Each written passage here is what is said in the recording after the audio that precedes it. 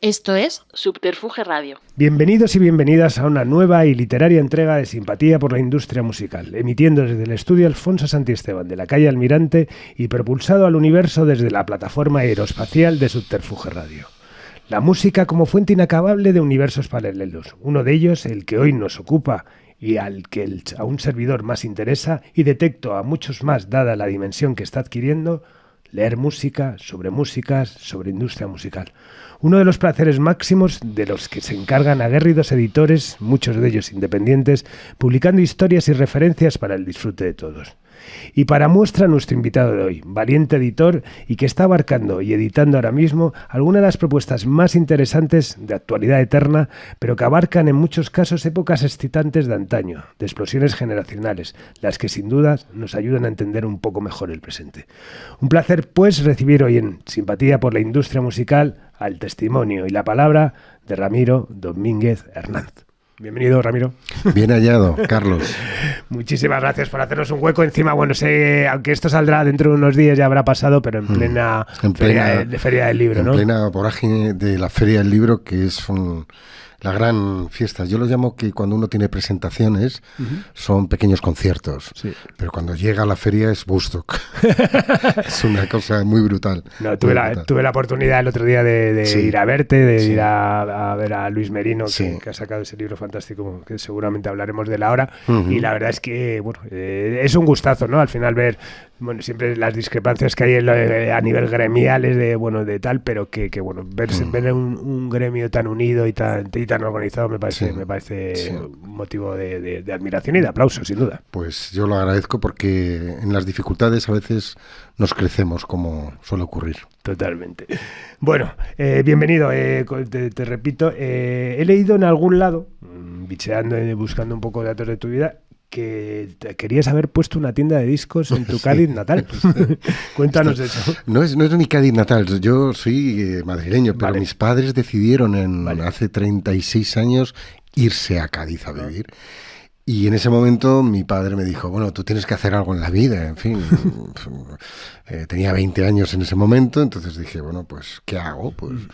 Y entonces le dije, bueno, hay dos opciones. Una es quedarte en la editorial y otra venir a Cádiz y buscarte la vida. Y le propuse, pues yo quisiera montar una tienda de discos. Y bueno, no salió porque no salió, pero llevo una editorial desde hace un montón de años. ¡Qué maravilla! No, te decía lo de claro, me he confundido el Cádiz natal porque de hecho lo leí en el diario de Cádiz. Sí, salió en el diario de Cádiz. Sí. Exacto. Bueno, pues entonces vamos a hacer algo de darnos unas trazas biográficas para conocer quién es Ramiro Domínguez antes de querer montar una tienda de discos en Cádiz. Pues Ramiro Domínguez es un chaval que va creciendo en la plena movida madrileña, en la que tenía pues unos 15, 16 años. Y bueno, pues me imbriqué y me mezclé en todo el rollo mod y eso fue parte de mi esencia vivencial y aprendizaje musical, porque yo tengo la teoría que la música que escuchaban los mods es una música muy ecléctica y que hizo que avanzara toda la música que vino después. Es decir, muchísimos grupos como los Kings o como los propios Who, no digamos, o los propios incluso Beatles, tenían algo que ver. Lo rozaban, ya decía Ringo, ¿no? Yo soy I am mocker, ¿no? Pero el rollo mod pues me hizo tener toda ese bagaje cultural musical y de ahí, bueno, pues entré en la editorial y bueno, y empecé a hacer libros sobre ensayo histórico que me apasiona y que es una de las piezas primordiales de la editorial. Pero desde hace como unos 15 años, más o menos, hice una biografía de John Lennon con Jesús Ordovás y a partir de ahí mi mundo cambió y tomé la decisión de crear una colección de música. Es una de mis pasiones y dije, ¿qué mejor? Vamos a volver a eso, me interesan esos datos de tu época moto, o sea, ¿lo viviste como tribu urbana? Sí, además, bueno, en fin, yo viví el cierre de Rocola, viví toda la violencia que había en las calles de Madrid, cosa que en Barcelona no ocurría, y lo viví intensamente con gente como amigos de Sex Museum, con la gente de... En fin, toda una vida muy intensa con ese movimiento mod. y con todo lo que implicaba. Bueno, amigos míos montaron el grupo Los Miserables, tenía muy buena relación con muchos de ellos y bueno, en fin, era una vida apasionante. Qué bueno. Y que ahora mismo no se nota tanto, pero en aquella época ese movimiento de tribus urbanas era éramos pocos, sí, pero muy underground. Total. Estábamos fuera del rollo de la movida, pero pertenecíamos a ella. Era el verdadero underground de Madrid. Totalmente. ¿Y qué recuerdos tienes también a nivel de programas de radio, de tiendas de discos? Bueno, las tiendas de discos, Metralleta, en fin, Escridiscos, en fin, el propio Corte Inglés, que tenía una sección bastante buena. No eran lo que te encontrabas en otros, pero sí tenía una buena sección. Y, por supuesto, los locales de ensayo, por supuesto, bueno, pues... ¿Llegaste a tocar tú también? ¿O no? Yo no llegué a tocar. No. Lo que pasa es que sí estaba en los locales como los Faico, perdón, que estaban, bueno, en fin, ahí estaba yo, compartían este grupo amigo que se llama Miserables con los Sex Museum, sí, compartían claro. Yo local y Miserables, bueno, el cantante que ahora no me sale Miguel Pardo. Miguel Pardo es el de Sex Museum, el cantante de Miserables. Ese cantante de Miserables es Héctor, que luego hizo Freedom con Mac. Sí. Yo vi el primer concierto de Freedom en el Agapo. Sí. Pues ahí estaba yo también. Qué bueno. Otro lugar mítico, el Agapo. En fin, totalmente bueno. Yo creo que imprescindible para ese underground madrileño. Totalmente. Salió un local hipercutre y maravilloso, con unas pintadas increíbles. Y que hemos visto grandes grupos ahí que, totalmente, bueno, algunos quedaron y otros están todavía. Total. Y el primer, ya nos has contado que luego montas Silex, que es el motivo por el que te hemos invitado. El primer grupo, el libro de música que recuerdas, yo por ejemplo te voy a decir el mío. O sea, yo me acuerdo de esto, pues todos los de Júcar, todos estos que veías, tal. Pero a mí el primer libro musical que me marcó editado en España fue El Bendita Locura de Brian Wilson, que editó editorial Milenio. Quizás gran también libro. El Por favor mátame, también quizás gran libro, es un magnífico ese libro. Estaba muy bien. Me chifló. Lo que pasa es que yo venía de la herencia de mi tío, que era el que hacía, porque yo empecé a trabajar con mi tío, haciendo las portadas para Júcar, de todas esas, de los Beatles, de la de Bob Dylan, en fin, mi tío Juan Manuel, yo empecé a aprender a hacer libros con él. Y ¿Él llevaba Júcar? No, él era el diseñador de las cubiertas de Júcar. Qué bueno. Y bueno, pues esas cubiertas yo las llevaba a ver los artes finales a Júcar. Bueno, era una experiencia como chaval muy inquietante. Bueno, inquietante no, muy refrescante, más bien porque era una cosa de llegar a una editorial que hacía música mientras yo estaba viviendo muy intensamente la música en la propia base, y era muy flipante y muy interesante. Y mi primer libro, que lo voy a hacer, uno de los Beatles de Júcar, que bueno, llegó a mis manos y lo leí apasionadamente porque, en fin, es otra de mis pasiones. Beatles, Who, Kings, Small Faces y Rolling Stone. En fin, totalmente. ¿Qué voy a hacer? Bueno, llegamos ya, en el 99 nace Silex, pero antes de Silex, aparte de llevar las artes finales de Júcar, ¿ya hiciste alguna cosa, algún pinito de editor, algún fanzine, alguna historia? No tuve esa suerte, no tuve la posibilidad. De hecho, los fanzines que llegaban eran del rollo mod y eran los que devoraba. Pero sí también, desde el año 87... las revistas que venían de la movida, los estertores ya, porque era casi el final, pero sí me fascinaba mucho, por ejemplo, leer el Víbora. Claro. Bueno, en fin, el Víbora era lo máximo. Para mí era... Sí, yo recuerdo... No hubo otro cómic. Yo recuerdo perfectamente... Otra revista de cómic tan potente, cuando me compré... yo vivía... También soy de Madrid, pero por circunstancias también tú te fuiste acá y yo me fui a San Sebastián. Y tendría yo, pues no sé, 11 años. Y me acuerdo ir a comprar el número 1 del Víbora y vamos, es que una volada de cabeza. Cada número era flipante. Sí.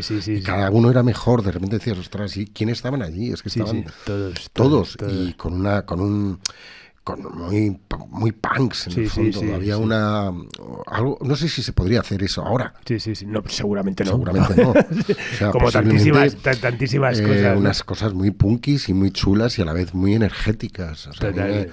Yo había días que deseaba que llegara el momento de comprar el libro. Y a veces hasta los volví a releer. Sí, por supuesto. Era maravilloso. Qué bueno. Entonces, bueno, llegamos al 99, que nace Sílex. Sílex, perdona, nace antes. Lo que pasa es que yo me hago cargo. Vale. Yo estaba ya en el 87, pero ahí es donde me hago cargo de ella. Vale. Ahí es cuando yo tomo los mandos de la editorial. Porque sí, entonces, ¿qué era Sílex? Sílex era una editorial de arte, sobre todo, de arte. Es una editorial de arte y yo compro esas acciones y tomo la decisión de llevarla por dos caminos. Una parte, ensayo histórico, académico y de divulgación, y la otra, fotografía y música. Vale. De hecho, hay, la web, ¿no? Nació para publicar monografías que acompañasen las imágenes de Leonor Domínguez de las que era mi padre. Mi padre la funda en el 67. Ajá. Y yo soy el que me entro 20 años después, en el 87, y desde el 87 estoy en ella, pero sí en el 99 tomo las riendas porque, pues consideraba que tenía que estar ahí. Y ¿y cuáles fueron los primeros retos a los que te enfrentas como editor? Bueno, evidentemente la pasta. Total. O sea, todo editor te podrá decir, no, la creación, que sí, que todo, y es cierto. Pero realmente una editorial es un negocio, para bien y para mal, como todos. Entonces es un negocio y hay que sacarlo adelante y hay que hacer números. Entonces, pero aparte de eso, también me tuve que hacerme con un mercado que conocía a Sílex de una forma y que de repente yo quería darle otro estilo. Yo quise darle también un giro, un revival a todo aquello que venía de la historia, pero dándole un toque moderno. Yo veía los libros que estaban editándose en este país sobre historia y eran buenos contenidos, muy buenos contenidos, pero no eran molones. No tenían energía, eran vacíos de aspecto y sin perder en absoluto, al revés, para nada, el contenido académico, histórico, de ensayo, darle una presencia chula, molona, que la gente dijera en una mesa de novedades, ostras, vaya libro que habla de, yo qué sé, de los almogávares, pongo por un... Sí. Pues mira, pero esto tiene un aspecto distinto, ¿no? O, yo qué sé, un libro sobre Cádiz, o sobre Madrid, o sobre la República, o sobre, qué sé yo, cualquier cosa, o la Guerra Civil, o el corregimiento borbónico. Pero que tuviera un empaque visual y que molara y que la gente dijera, me acerco a este libro. Qué bueno. Eso es una idea un tanto británica, pero sí quería que tuviera esa esencia, me molara. ¿Y cuál es el proceso de selección para decidir qué libros publicas? Bueno, hay dos vertientes. Una es la que te viene, la que te llega, que te llegan muchos textos, y entonces lo valoras, lo lees, y en cuanto has leído 3 páginas, sabes si es válido o no. Eso, porque hay esencia y puedes sacar idea de qué hay detrás. Me pasó concretamente con un libro de los Kings, El atardecer en Waterloo, que curiosamente pues me vino a ver Manu Recio, periodista, y me dijo, mira, tengo este tocho. Yo me asusté, dije, ostras, esto es mucho. Pero de repente se fue, él me hablaba de las bondades del libro, lógicamente, como todo autor. Claro. Pero lo vi y lo leí en diagonal, que decimos los editores, y abrí varias páginas, varias, y dije, esto es la bomba. No hay nada, ni va a haber nada parecido en muchísimo tiempo. Le llamo a la media hora casi, que se lo iba a publicar. Bueno, le di la gran alegría y eso significó 4 ediciones. Qué bueno. Eso es una gran apuesta, y ellos también. ¿Y ese es el principal criterio a la hora de seleccionar? No, el criterio es si está sobre todo bien escrito. Primero bien escrito, y si el tema del que habla o el contenido es apropiado o está bien. O sea, uno no puede publicar todos en nuestro catálogo hemos tenido alguna cosita que no estamos muy orgullosos. Todos. Todos los editores. Y el que diga lo contrario miente como un bellaco. Como un bellaco, exacto. En fin, pero Sí, yo sí. acepto que sí he cometido mis Sí, errores y sí, que me sí. hubiera gustado publicar o no publicar algunas cosas. Sí. Pero, sinceramente, creo que mi catálogo está muy por encima y me siento orgulloso y satisfacción. Como diga aquel. Y bueno, ¿y qué tipo de información o material esperas encontrar a la hora de seleccionar qué publicar? Es decir, Buena en el pregunta. caso de los Kings, evidentemente por tu conocimiento Sí, musical, pues sí. me imagino que tal. ¿Qué es lo que buscas? Que dices, bueno, pues igual musicalmente no es lo que a mí más me tal, pero creo que lleva este complemento que puede Está bien. interesar. Porque yo pondría varias variables. La primera sería que estuviera, como he dicho antes, bien escrito. Eso es principal. Y segundo, que aporte cosas nuevas. Claro. O sea, que cuando lo estés leyendo digas, está bien porque mira, este dato, estas cosas no habían salido.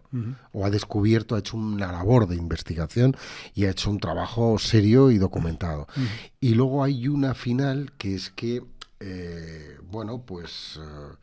la forma de plantearlo sea atractiva. Claro. Porque si no, en fin, no... Tienes que darle una... Y hay una cuarta muy interesante, que es opinión. Claro. La opinión yo creo que es imprescindible en cualquier título, porque tú como autor puedes ser aséptico, como un historiador, pero los historiadores también opinan. Ajá. No muchos, pero de vez en cuando meten su opinión. Y puedes decir, bueno, pues mira, aquí este disco de, yo qué sé, Ya. no sé, de los Who, pues es menor comparado con el digo eso por decir algo. Sí. O estamos hablando de temas como Van Morrison, por ejemplo, personajes como Van Morrison, y hay algunos que dicen, bueno, pues aquí pondría, a lo mejor haría esta salvedad a este tema que está bien, pero bueno, pensemos que tenía esto y esto que era mucho mejor. Bien, esa opinión también me gusta, porque implica al autor. Claro. ¿Y cómo trabajas con el autor para desarrollar y mejorar su propuesta? Es decir, yo, por ejemplo, me aplico a mi condición de editor de música, ¿no?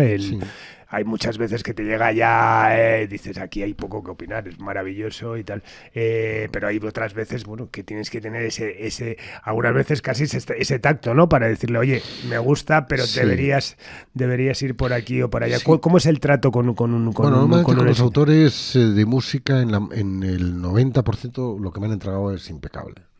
Impecable, o sea, he podido corregir, he podido decir, mira, aquí me gustaría a lo mejor, pero muy poquito porque de momento, y espero que siga siendo así, he tenido mucha suerte con los autores de música. Han sido gente muy preparada, que se lo han preparado muy bien y que lo han entregado de una manera muy sensata. Solamente, y no es negativo, lo que voy a decir es positivo, el libro que tengo con Miguel López de Imposible vivir así, que por cierto es una joya literaria, porque además está magníficamente escrito, Fernando Marías lo puso como uno de los mejores libros que había leído en su vida. Joder. El gran Fernando Marías. Sí, en fin. Y Miguel López me lo entrega, yo lo leo y le digo, es fantástico, Miguel, esto... Y solo le hice una salvedad, que lo hizo y que creo que ayudó muchísimo también al libro a que quedara muy bien. Y le dije, tienes que hacer una introducción histórica, no muy grande, pero de contexto, de por qué ocurre eso en ese momento y en ese instante en Estados Unidos y la gente que va, por qué es lo que está pasando en el mundo. Y me dijo, muy bueno. De hecho, lo hizo y creo que fue una aportación muy redonda, muy clara para él. Y lo bueno además es que, claro, tú todo lo que publicas son autores, digo, en el aspecto musical, que claro, son fans, además, o sea que al final no te encargo la biografía de un artista que no te interesa lo más mínimo, ¿no? Aquí hay detrás, se podría llamar fan, pero yo creo que es más pasión. O sea, son autores que sienten esa pasión. Y yo creo que como en cualquier cosa tienes que tener esa pasión. Y si no la transmites, si es, como bien dices tú, si es una persona que te dices, mira, hazme esta biografía de X. Y dice, ostras, es que yo de X, bueno, pues venga, lo voy a hacer. Es más difícil, más difícil. ¿Y qué consejo ahora, si alguien está escuchando que está preparando un libro, tal eso, qué consejo le darías para que llegase a ti y dijeses, coño? Pues el consejo le diría que lo que más o menos hemos estado hablando, pero que fuera muy fiel a sí mismo, o sea, que lo que hiciera lo hiciera bien y que fuera y que tuviera esa pasión y que con eso yo creo que se puede acercar uno a cualquier editor o a cualquier editorial y decir, estos son mis poderes. En serio, yo vuelvo a poner, y no quiero focalizar en un solo título, pero el de los Kings es un libro muy impecable. El que hice luego con Álvaro Ortega y con Iñaki, el otro autor de los Kings, que es la antología de la British Invasion, con las ilustraciones de Álvaro, que son maravillosas. Creo que en los dos había gran pasión. Y fue una propuesta mía que les hice y les dije, mira, me gustaría que fuerais vosotros. Primero se lo propuse a Álvaro porque si no, no tenía una lógica, y luego a Iñaki. Y los dos, bueno, lo hicieron con tal pasión y con tal que en fin. O, por ejemplo, el libro de Toni Castarrado, de Ellas Cantan o Ellas Hablan, es otro libro maravilloso con entrevistas a mujeres artistas que han... Que están en muchas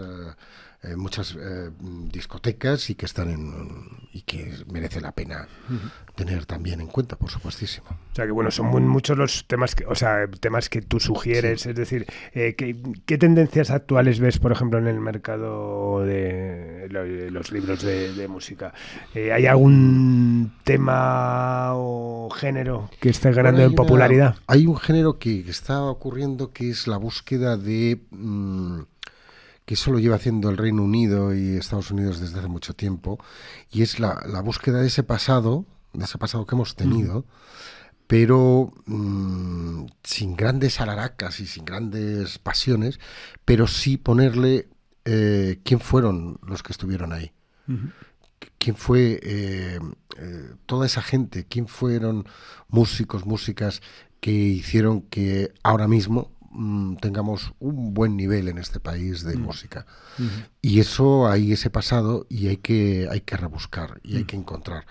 Y eso, por ejemplo, con Fran Matute, que ha hecho un libro sobre Sevilla, increíble, que viene ahora una segunda parte en un tiempo que cuando él considere, porque eso es otra cosa, yo no meto prisa a ningún autor. Jamás. Sí. Se lo tiene bien y si no, pues ¿qué lo vamos a hacer? Pero porque creo que la presión no es nunca buena en ese sentido. No, y aparte, en el caso de Matute solo hay que leer ese libro para saber que la presión no sería una buena consejera. Así es. Y hizo este libro que es maravilloso, y se nota que hay un intento de buscar todo eso, de buscar ese pasado que es muy molón y muy chulo y que tiene muchos temas que mucha gente desconoce en este país. Totalmente. Y que es bueno que se sepa. Y me gusta que sea así. Y esa es una corriente que existe ahora mismo. ¿Sí? Totalmente. Sí. Y bueno, ahora volveremos un poco a lo que es el mollo del editor, pero vamos, como intentamos que Simpatía tenga también un complemento didáctico, hemos hablado mucho aquí de la distribución, evidentemente digital, de la distribución del disco físico. ¿Cómo se enfrenta un editor a la distribución del libro? Son muchas las leyendas, que pues eso, ese 50% sobre el PVP. Yo tuve la experiencia durante un tiempo de editar cómics a finales de los 90 y fue un auténtico infierno, solamente por lo que implicaba de logística y de todo, tal esto. ¿Cómo te enfrentas a ese tema? Bueno, hay dos cosas imprescindibles. La primera es tener un buen distribuidor y tener un buen material, unos buenos libros. Sí. Con esos mimbres se puede hacer bastantes cosas y yo tengo, por suerte, un buen distribuidor que, como todos, pues bueno, pueden tener sus errores y en fin, pero mi distribución entre España es muy, muy solvente, no me quejo. Lo que pasa es que yo siempre digo una cosa, los libros se venden de uno en uno. Ya. Es un dato de uno en uno, Sí, ¿no? sí. Se venden de... Sí. En fin, Sí, póngame 4 póngame de este. cuatro, ¿no? De uno en uno. Entonces esto es... Y luego hay otro dato que se nos olvida, que es que los libreros son soberanos. Y ellos deciden que entra en su librería. Claro. El distribuidor puede decir, venga, yo insisto, pero el librero es soberano de que en su librería entre lo que quiera. Y eso hay que respetarlo. Y creo que en este país tenemos muy buenos libreros que están haciendo una labor muy buena. Y a los que, en fin, desde estos micrófonos me gustaría decirles que ole. Y no tienen todos mis libros, ¿eh? No, hombre, sé que es una labor heroica. Es una labor heroica. Porque, sobre todo, bueno, pues yo, por ejemplo, tengo buena amistad con la gente de los chicos del Molar, ahí Sí, en el Rastro, que es donde Sí, me compro tus sí. libros habitualmente. Y, claro, Buena tienda de discos también, ¿eh? Y es una gran tienda de discos, por eso ya para mí es el paraíso. Claro, te decía lo complicado que es abarcar todo lo que se está publicando, ¿no? Que al final es una cantidad de Por eso propuestas. yo no me quejo como Silex que tengamos esa presencia en las librerías. Eso dice que creo que estamos algo haciendo bien. Claro. No, totalmente. Y luego hay que tener en cuenta que de ese 50, que no es el 50, el 55% es lo que se queda, 54, 55 es lo que se queda el distribuidor. Claro. Del PVP. Sí. Luego el 10% de derechos de autor más para hacer el libro. Claro. Sí, Entonces, de ese 54, da al librero un 35, un 40, en esos márgenes. Sí. Está. Con lo cual, si todo va bien después de impuestos, a un editor limpio, le queda entre un 4 y un 5%. Madre mía. Pero lo que sí ocurre es que nosotros movemos dinero. Claro. Porque mueves. Claro. Y eso es lo único que más o menos te hace mantener un poco claro. Y que existe una cosa imprescindible que es el precio fijo. Claro. Imprescindible. Si no, no existirían ni los editores ni cuatro librerías. Eso es algo envidiable, y que si el mundo de la música hubiese estado por ahí, pues otro gallo nos cantaría, ¿no? El problema, ya sabes que al final siempre la distribución del disco aquí, cuando le hice a Pepe Escribano de Escridiscos la entrevista, claro, él decía que el inicio del fin fue cuando le pusieron a sus espaldas la FNAC, claro, y le salía más barato ir a comprar a la FNAC un disco de Oasis que pedírselo a Sony, ¿no? Al final era el inicio y tal, porque claro, al final esos rappels, esas historias y tal. Bueno, eso es en cuanto a distribución. ¿Y cómo promocionas, cómo te planteas el marketing del lanzamiento de un libro? Bueno, sobre todo en el libro de música, porque los académicos van por otro rollo, no entran en este sistema. Pero los de música, todo lo que se puede hacer, prensa, y en eso yo tengo un buen partner que es Toni Castarnado, que es parte esencial de Silex. Aparte de ser autor, pero es parte esencial de Silex. Entonces, él conoce muchos medios, ha trabajado en medios, y eso ya tenemos una vía medio ganada con que puedan tener algún tipo de repercusión. Más luego las presentaciones, más luego lo que en algunos títulos nosotros llamamos turnés o presentaciones en distintos lugares de España. Sí. Entonces, depende del título, depende de muchas cosas. Y depende también, porque al fin y al cabo esto es una empresa que no somos grandes, somos independientes y tenemos que brearnos con muchas cosas. Los autores apoyan en un alto porcentaje todas esas iniciativas. La editorial también, pero los autores y la editorial llegamos a acuerdos de decir, bueno, pues vamos a hacer esto de esta manera, una parte puede ser tuya, otra parte es nosotros, y así sí se pueden hacer las cosas. Si no, es muy difícil. Para luego vender a lo mejor en una presentación 20 ejemplares. Claro, que ahí no salen las cuentas a veces son lo que son y hay que tener esa sensatez. Pero, insisto, los autores nuestros comprenden perfectamente esa variable y es lógico además. Exceptuando, es cierto que si es una presentación en Barcelona o en Madrid, hombre, pues tienes más posibilidades de éxito. Claro. Y entonces, bueno, apuestas directamente. Claro. Bueno, ¿has tenido alguna experiencia, que habrás tenido muchas, destacada, trabajando con un autor de renombre en el ámbito musical? Es decir, ¿podrías compartir algún detalle o anécdota interesante de cosas que te hayan pasado y dices, pues mira... Mira, yo siempre hablo muy bien, porque es que es así, de mis autores, pero en especial hablo muy bien de uno, que es Jesús Ordovás. Grande. Yo le tengo, él me acogió en su entorno cuando sacamos el John Lennon, y a partir de ese instante me ha ayudado en presentaciones, me ha ayudado en mil cosas. Yo soy una persona que tengo, y que hubo un día que me dijo, no, yo es que soy muy kinky, que lo sepas. Y dije, joder, usted, a ver si... ¿Qué va? Nada, es... Debió de ser kinky, además por su trayectoria, lo que me contó en su momento, ahí en la Lipa y tal, y cuando conoció a los Tequila, y cuando conoció a Fina Barney y todo eso.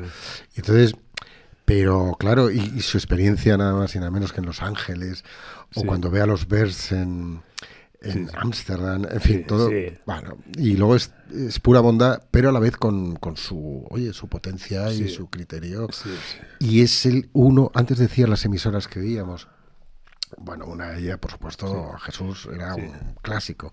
Pero recuerdo también mucho a la de Domino, con la entrada de Van Morrison del Domino. Muchos programas, al fin y al cabo. Y vuelvo a Ordovás, que es una de las personas que ha sido cariñoso, me ha ayudado muchísimo y ha tenido siempre una buena palabra para mí. Bueno, a mí ya sabes que fue la primera persona que me hizo una entrevista a la radio. Qué bueno. De siempre. Bueno. Me ha apoyado muchísimo, y no solamente eso, sino que tuve la suerte de que la persona que me hizo la primera entrevista en la radio fuese la persona que me cambió la vida, ¿no? En su momento, ¿no? Yo cuando empecé a escuchar algunas, recuerdo debajo de la colcha en casa para que no supiesen que estaba todavía despierto.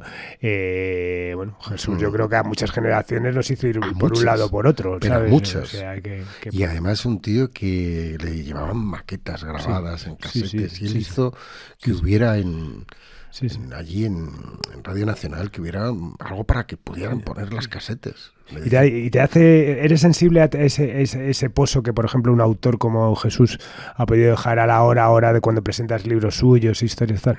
Siempre. Sí, ¿no? Es el pozo que él ha dejado. El otro día presentamos un libro que además es muy brillante, de José Luis Zapatero, no.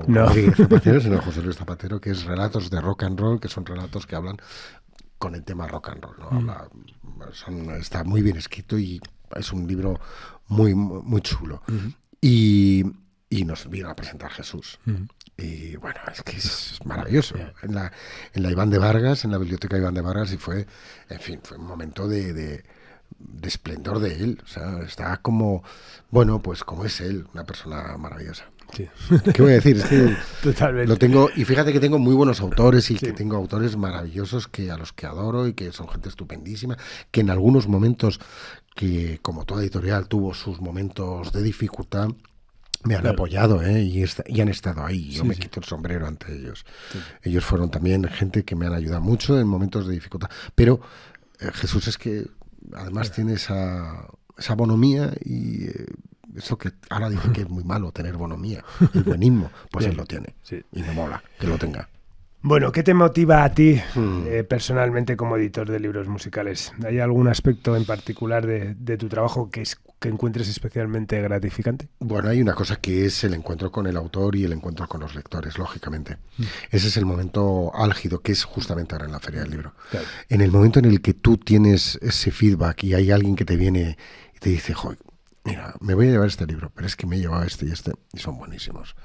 En fin, y a mí eso pues me hace sentirme bien, porque digo, estoy haciendo las cosas relativamente bien. Siempre se puede mejorar, por supuestísimo, pero de 0 a 100 yo creo que la editorial está en un 85, y eso me congratula, como diría aquel. El reconocimiento del público, y sobre todo el otro día cuando estaba en el stand, claro, es que encima cuando ves todo junto dices, coño, joder, todo lo que hace este tío, macho, es una de las cosas que a lo mejor también conoces, que es a Fernando Neira. Sí, claro. Fernando un día me dijo, estábamos desayunando, que habíamos quedado para vernos y yo de regalarle un libro y tal. Y me dice, mira, Ramiro, tu editorial ahora mismo, aparte de ser muy connotada y muy tal, es que es una editorial elegante, que publica libros de música elegantes, muy chulos, que da gusto verlos. Y aquello me gustó además viniendo de alguien como él, o sea, que alguien que te dice... Tu editorial, no desmerezco las otras, no estoy haciendo de menos, porque hay muy buenas editoriales y están haciendo una labor fantástica, pero que uno de los popes de la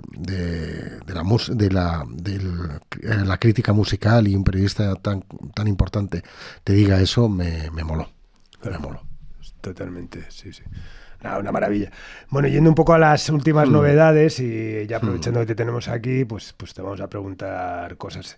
Por ejemplo, que además hablábamos antes fuera de micro, que hemos tenido aquí varios autores de la casa, sí. El de la casa, el Luis Merino, que ahora veremos, su último libro fue uno de los primeros invitados, y bueno, de los últimos Eddie Clavo, que encima es un referente vital, un tío fantástico, la persona que nos regaló este cuadro de Luis Aragonés. Ya lo he visto ahí arriba.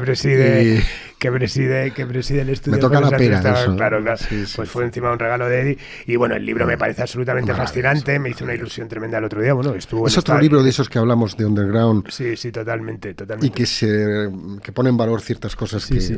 Y estuvo en Houston, ¿no? En Texas, ahí haciendo... Gracias al libro. Bueno, gracias primero a él, por supuesto, a su trabajo ya. Pero al haber tenido la publicación, pues le invitaron a dar una charla en Houston. Allí presencial, sobre el libro y sobre esa etapa de Madrid y de España. O sea, ¿Y habrá segunda parte? Ojalá, pero yo... También es lo que dices, no hay prisa. Yo, si Eddie me dice un día si ha quedado contento y está bien con las sensaciones que ha tenido con la editorial, que son así, espero que el otro día estuve firmando en la feria y bueno, pues muy bien, y yo encantadísimo de que volviera y que hiciera algo con nosotros, pero eso ya, claro. Y el de Fran Matute, que por cierto, Fran, aprovecho para decirte que te voy a invitar enseguida, porque es el que me falta, porque aparte, bueno, es otro libro que a mí me ha es encantado. Que es buenísimo, además, el día de la presentación en Sevilla hubo gente de Smash, o sea, fue una cosa se llenó en un sitio maravilloso que presentamos ahí. El librero no contabilizó bien y se encontró que hubiera vendido 100 libros. En fin, lo agotó, en fin, y hubo un momento muy explosivo y muy generacional. Y además generacional muy de a pie, ¿no? Muy chulo. Fue una presentación. Y luego él es un grandísimo escritor y además un buen profesional. Sí. Lo está haciendo muy bien. ¿Y habrá segunda parte? Hay segunda parte, lo único que, insisto, no puedo decir cuándo ni cómo. No, hombre, como Faulín, que es otro de nuestros invitados, Faulín también él ha tenido dos partes. Dos volúmenes. Que están muy bien también, o sea, bien, sí. Aparte son libros, yo se lo decía, para mí muy serio. Son libros de texto, casi de para... Y tiene ahí una parte que es un montón de datos, y para alguien que se quiera acercar de una manera, bueno, pues vamos a ver qué ocurrió en el año 64 en España, y lo puede ver. Pero no solamente el pop rock que se hacía, bueno, con los grupos yeyes, por decirlo de alguna manera, sino también flamenco, o también jazz, o también pelis, es un trabajo muy bien documentado. Muy bien documentado. Bueno, y ahora mismo estás con cuando la música era redonda. Con nuestro amigo Luis. Con nuestro amigo Luis Merino, creo que te lo comenté, que tuve la oportunidad yo de leer el primer manuscrito, que ha mejorado. Estoy ahora mismo devorándolo y ha mejorado considerablemente, supongo que también debido a sugerencias por parte del editor. Y bueno, es un libro, que también me parece más que necesario, ¿no? Al final, él dice, me reconoce que fui uno de los que le presionó para que lo escribiera, porque ya le decía, digo, joder, Luis, es que esto es una historia que o la cuentas o te voy a decir que, ¿no? Tal vez de lo que leíste tú a lo que luego ha quedado, yo he hecho una pequeña parte, es cierto, pero ya venía muy pulido por parte de Tudi y de la hermana de Luis, que han hecho un trabajo muy pulcro y muy bueno, muy bueno de edición, y luego nosotros también.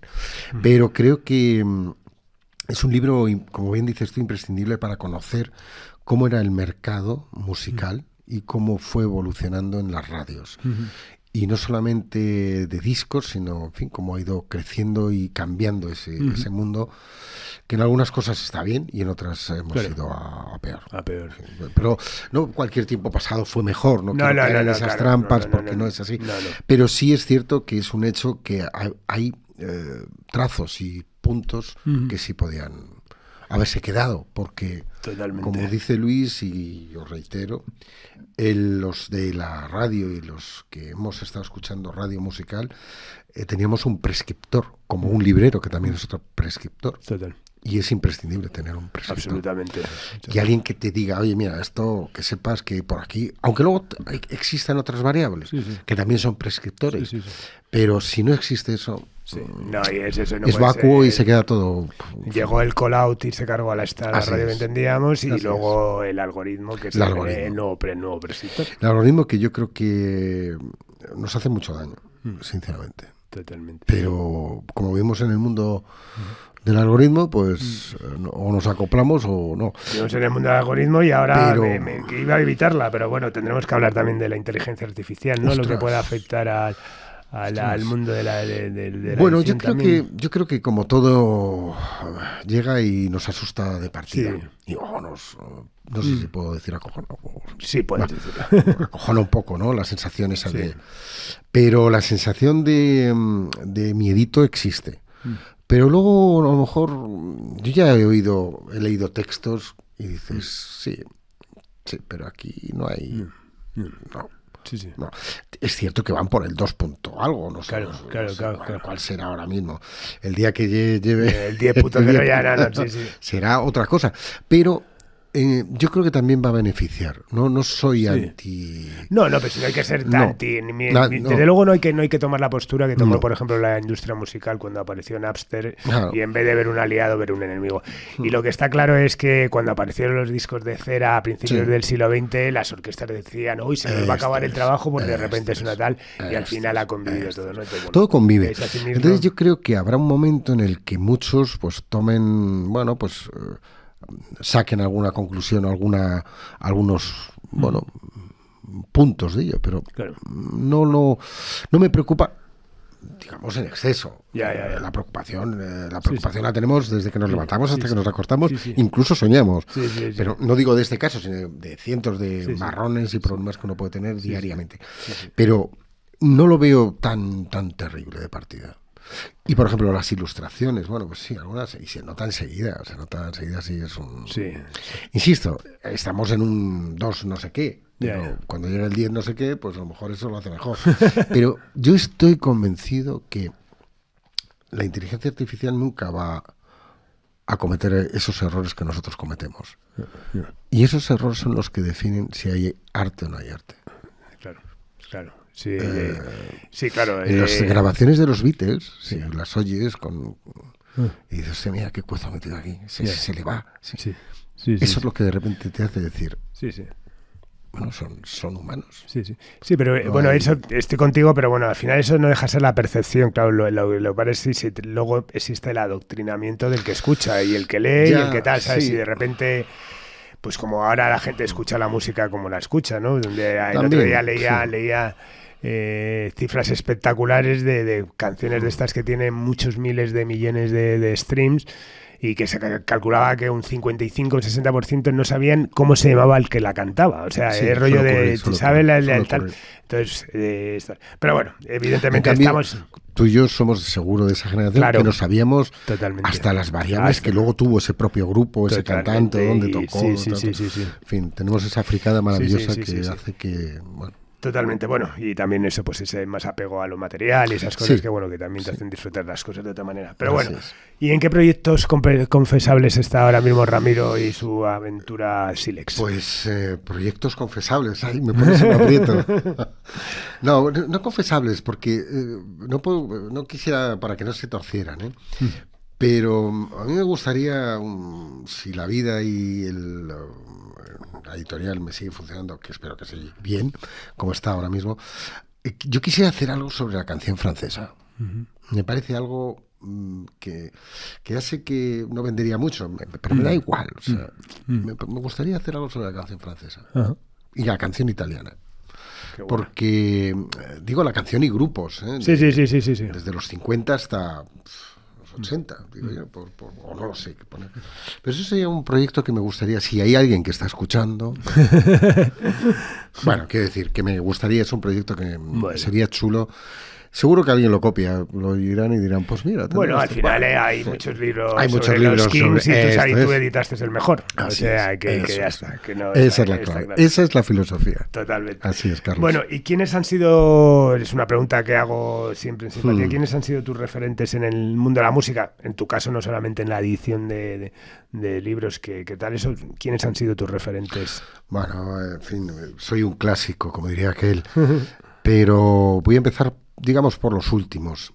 Yo he sido muy apasionado de los Jam, parece, y de Stay Concert y lo que hace Paul Weller, porque me parece muy energético, muy chulo, muy crítico en sus letras y me parece muy brillante.